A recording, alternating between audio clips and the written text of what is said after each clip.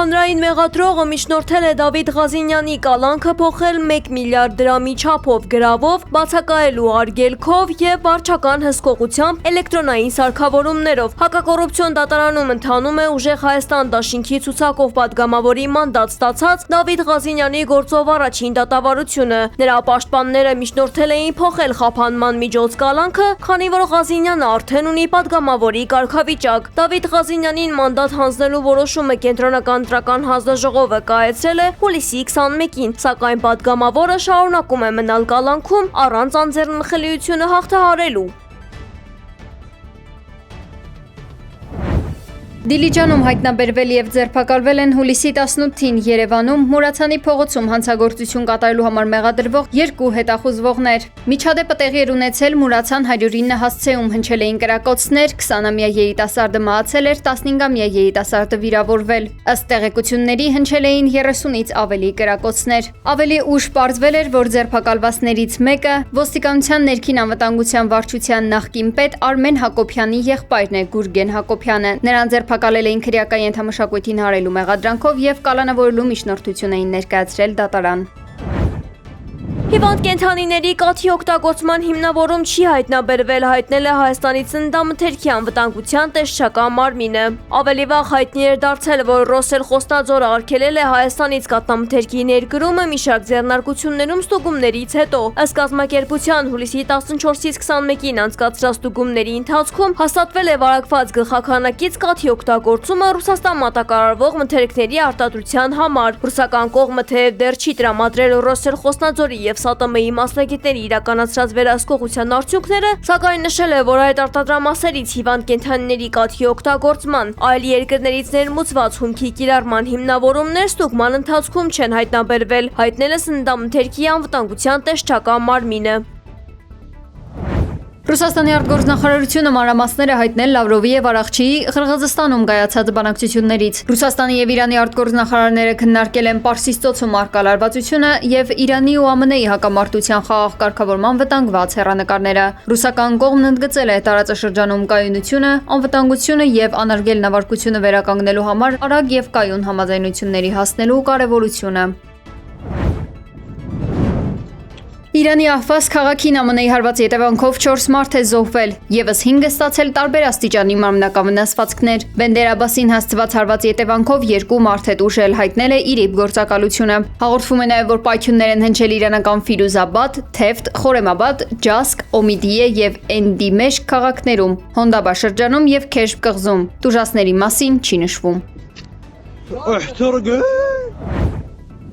Ցանկացած երկիր, որը կմասնակցի Իրանի դեմ ԱՄՆ-ի ագրեսիային կամ կնպաստի Իրանի ուղղությամբ հարվածներին, կդառնա իրանական զինված ուժերի օրինական թիրախ, հայտարարել է Իրանի արտգործնախարար Աբբաս Արաղչին։ Իրանը վերստին հաստատում է երկրի ինքնիշխանությունը, անկախությունը եւ տարածքային ամբողջականությունը պաշտպանելու իր հաստատակամությունը ու հայտարարում, որ Իրանի դեմ ագրեսիա իրականացմանը ցանկացած մասնակցություն կարժանանա համապատասխան պատժի։ Իրանի արտգործնախարարը նաեւ դիմել է Շանհայի համագործակցության կազմակերպության երկրներին համախմբման կոչ անելով եւ թույլ չտալու, որ ագրեսիան փոխարինի դիվանագիտությանը, ուժը փոխարինի իրավունքին, իսկ երկանկի ստանդարտները փոխարինեն արդարությանը։ Անվտանգ, կայուն եւ արդար ապագա կարող է ձեռք բերվել միայն այն դեպքում, երբ բոլորս միասնական ձայնով պաշտպանենք օրենքի գերագայությունը եւ պետությունների հավասարությունը, երկրների ինքնիշխանության եւ ժողովուրդների արժանապատվության նկատմամբ հարգանքը, հավելել է նա։ Ուկրաինայի նախագահ Վլադիմիր Զելենսկին 90 օրով երկարաձգել է ռազմական դրության եւ համընդհանուր զորահավաքի ժամկետը։ Գերագույն Ռադան հաստատել է նախագահի հրամանագիրը, որոշումը ընդունվել է խորհրդարանական նիստում եւ ուժի մեջ կմտնի օգոստոսի 2-ին։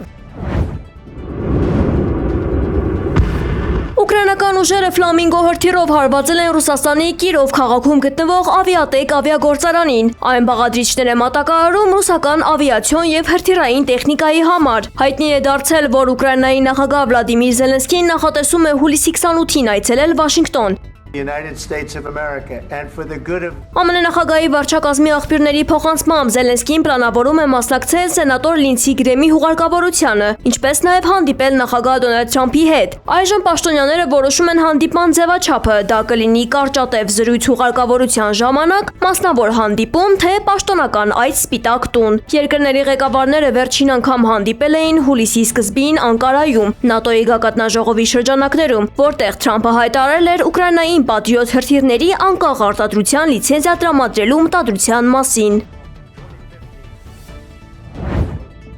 ԱՄՆ-ի եւ Դանիայի դիվանագետների միջև Գրենլանդիայի հարցով բանակցությունների 5 փուլ է տեղի ունեցել, ըստ որի կողմերը կարող են առաջիկա ամիսներին հասնել համաձայնության, հայտնել է Washington Post-ը։ Վաշինգտոնը եւ Կոպենհագենը քննարկում են ԱՄՆ-ին թույլ տալ ընդլայնել ռազմական ներկայությունը կղզում, չխախտելով Դանիայի եւ Գրենլանդիայի ինքնավար կառավարության ինքնիշխանությունը։ ԱՄՆ զինված ուժերի հյուսիսային հրամանատարությունը արդեն որոշել է ապակա ռազմական բազաների տեղակայման 3 հնարավոր վայրը։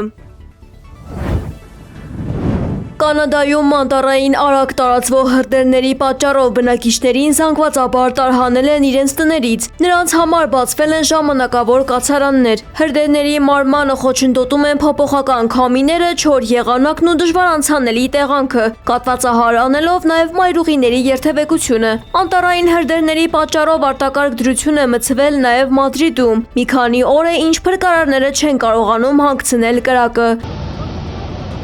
Մեկ այլ խոշոր պատահար է տեղի ունեցել Մալազիայում։ Մեծածախ շուկայի տարածքում գտնվող շինանյութերի ձեռնարկությունում բռնկված հրդեհի հետևանքով պայթել է շուրջ 2000 գազի բալոն։ Բարեբախտաբար տուժածներ չկան։ Ղազախստանի մայրաքաղաք Աստանայում հորդառատ անձրևների հետևանքով հեղեղներ են առաջացել։ Կաթվածահար է եղել երթևեկությունը։ Մեքենաները փորձում են ջրային հոսքերի միջով երթևեկել։ ԱՄՆ-ում տեսախցիկը ֆիքսել է, թե ինչպես է արջը հետևի ոտքերի վրա կանգնած մտել գրասենյակ, իսկ հետո արագ դուրս եկել։ Կարծես թե նրան գրասենյակային միջավայրը դուր չի եկել։